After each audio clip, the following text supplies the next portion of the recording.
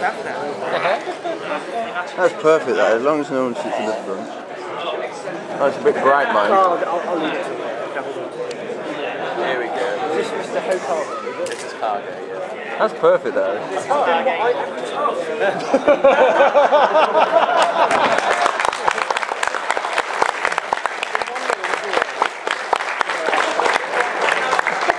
You know that was him.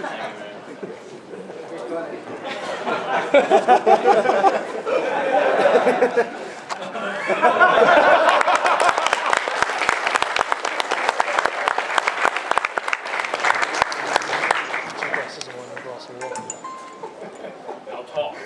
I charged it this morning. Wait, hang on. Can you bring him a microphone? I'm just going to sit here. I'm getting the better end of this deal. Do I need a mic?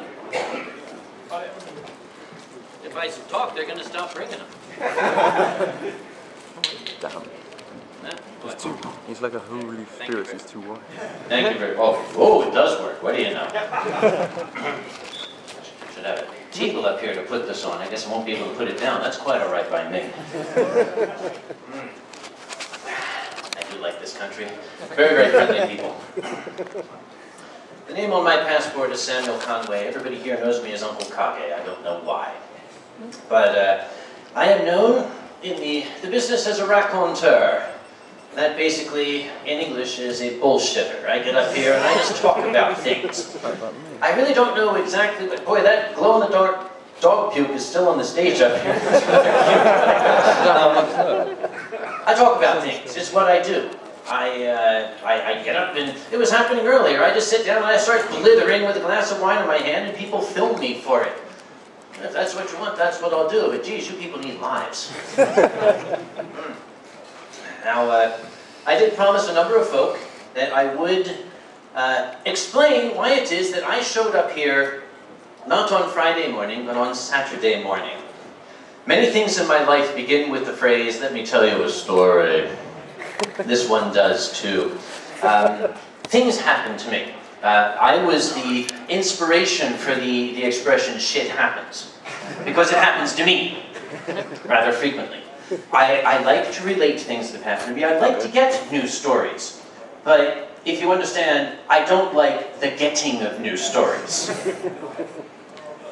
On Thursday night, I arrived at Philadelphia Airport, and after going through all the security and check-in procedures and everything, I went straight to the airline club with which I have a membership, simply because they'll give me free wine.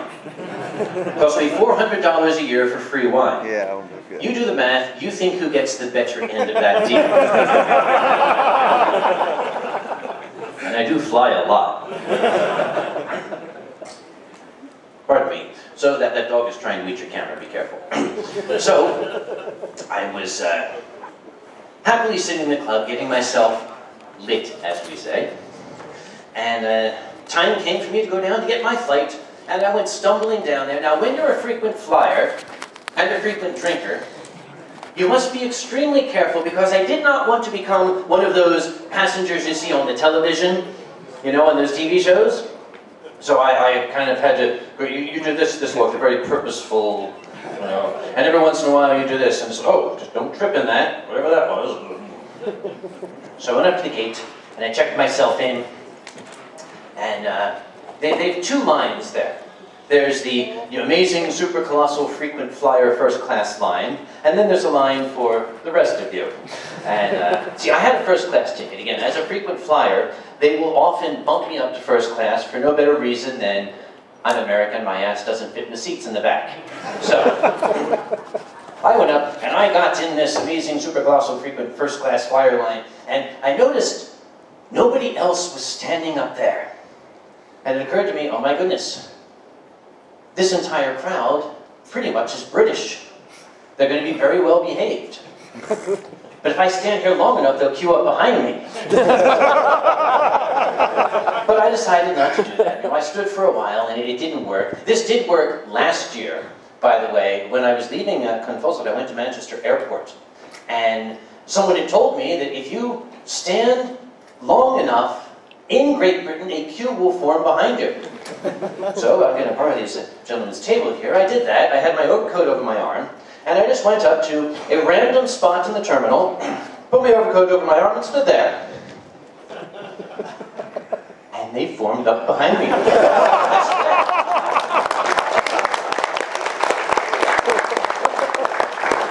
Honest to God, a queue formed behind me in just this random location.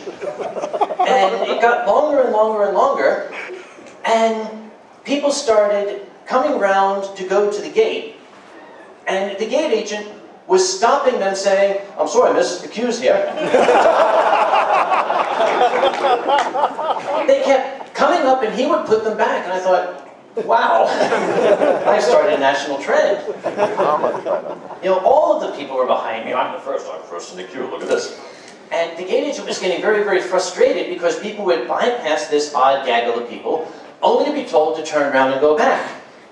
And I turned to a lady behind me and I said to her, you know, I run a convention in my country, and in our registration lines we do a little thing. We make up a sign that says, "This is the end of the registration line." And we give it to the last person with the instruction, if somebody comes up behind you, give it to that person. And the sign just gets passed back. And the gate agent overheard this and said, "Brilliant!" Dashed off, came back, and I saw in his hands he had a sign, hand-lettered in Sharpie, "This is the end of the queue for US Airways 738. So I taught them something. I like to think they still do that. Then again, a lot of those people might not have been flying that day. They just saw a queue and got into it. Then they'd still be there, poor saps. So this didn't work in Philadelphia. Maybe enough of the Yanks there were keeping them down. So I stood there for a bit, and I happened to look outside, and I noticed there did not appear to be an airplane. I said, oh. So I went to the gate agent.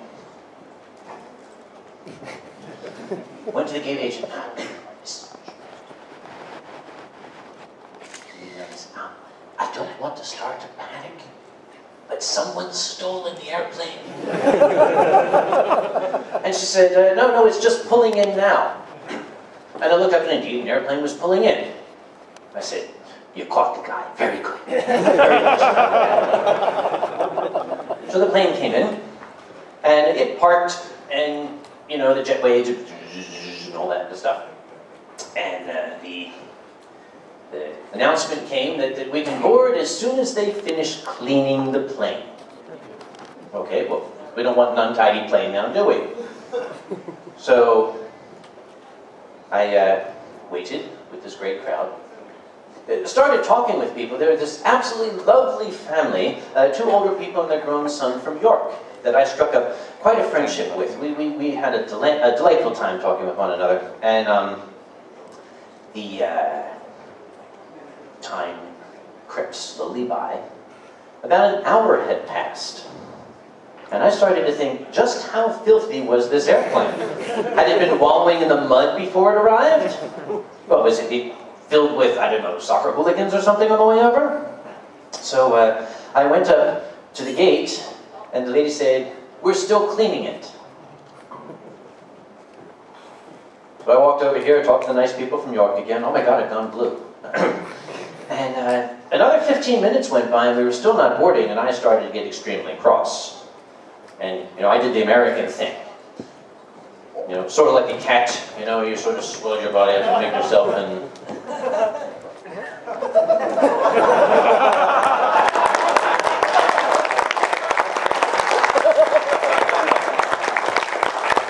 Gentlemen, you're late by 12 minutes. Thank you very much. Kids. So, I got chucking, you know, Americans try to swell themselves up, look bigger, you know, put your shoulders out, start when I walked up to the counter. And I started, you got my finger out. And the lady said, we're stocking the bar. I said, oh.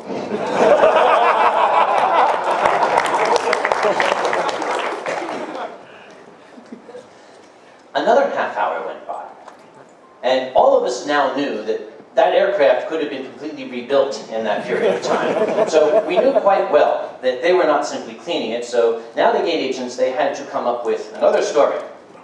And they said, the aircraft will not accept any fuel. Well, spank the thing for God's sake, I said. Show it who's boss. This is a starvation diet that it's on, a protest of some sort. No, they said, we're trying to put fuel in and it won't go. And I said, well, maybe it's not thirsty. Maybe it's full. Did you try that? We were all getting quite upset, but of course I learned from the kind British people who were simply sitting quietly talking amongst themselves, occasionally making a small grumble, but certainly not kicking up a fuss. This microphone is getting very hot back there, gentlemen. Thank you very much. I was ready to drop it. So, we waited a longer time. At last, apparently the aircraft had become thirsty enough, they allowed us to board. Now, when you're in the first class cabin, the very, very first thing they do is they start exercising you. Pardon me? They want to make sure that no blood clots form.